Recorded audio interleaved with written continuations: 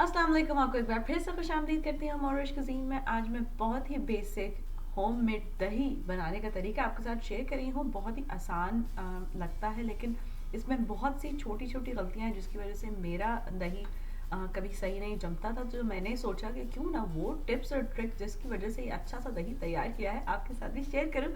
चलिए जल्दी से देखते हैं कि किस तरह बनाना है ये होममेड दही। तो बिस्मिल्लाह पढ़ के शुरू करते हैं। सबसे पहले हमें दूध चाहिए। मैं फुल फैट और होल मिल्क दूध दे रही हूँ और अब इसको हम पकाने रखेंगे। उसके साथ साथ इसमें हम दही शामिल करेंगे, जो पहले से जमा हुआ दही है। इसको मैंने एक बोल में डाल लिया है, अच्छे से मिक्स करके इसको मैं चूल्हे के साइड में रखूँगी ताकि जो उसकी ठंडक है वो निकल जाए। अब हमें दूध को इतनी देर के लिए उबालना है, पकाना है कि वो 180 डिग्री तक आ जाए। अब अगर आपके पास थर्मामीटर नहीं है तो बस इतनी देर के लिए उबालिए कि उसके अंदर उबाल आना शुरू हो जाए।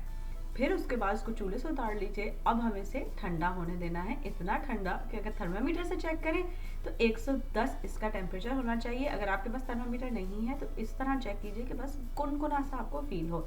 इस पके हुए दही से तकरीबन 1 कप दूध मैंने बाहर निकाला है और जो पहले से दही निकाल के रखा था वो इस दूध में मैं मिक्स करूँगी। हम चाहें तो ये दही पूरे दूध में भी मिक्स कर सकते हैं, लेकिन इस तरह आसान रहता है।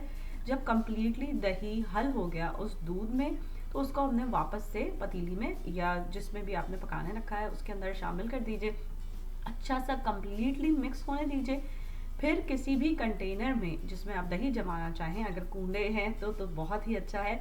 मैं ये पहले से जो कंटेनर जिससे बाज़ार से हम ख़रीदते हैं दही वो इस्तेमाल कर रही हूँ, उसके अंदर ये डाल रही हूँ। और अब इसको ऐसी जगह रखना है जहाँ गर्माई हो।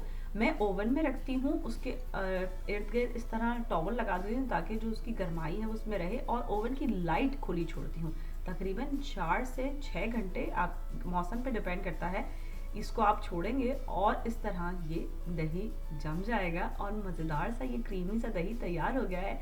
इस वक्त आप इसकी कंसिस्टेंसी देख सकते हैं कि इसके मोटे मोटे कर्ड्स हैं और बहुत ही क्रीमी और मज़ेदार सा ये दही है।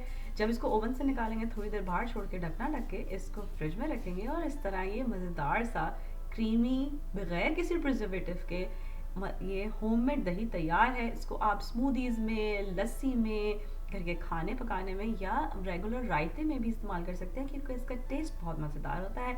अगर आप किसी और तरीके से दही जमाते हैं, कोई और टिप्स आपके पास हैं तो प्लीज़ मुझे कमेंट करके ज़रूर बताइए। मेरी रेसिपीज़ को पसंद करने का और उनको सराहने का बहुत शुक्रिया। अल्लाह हाफिज़। अगर आपको ये वीडियो अच्छी लगी तो इन लिंक्स पे ज़रूर क्लिक कीजिए ऐसी और बहुत सी मज़ेदार वीडियोज़ के लिए।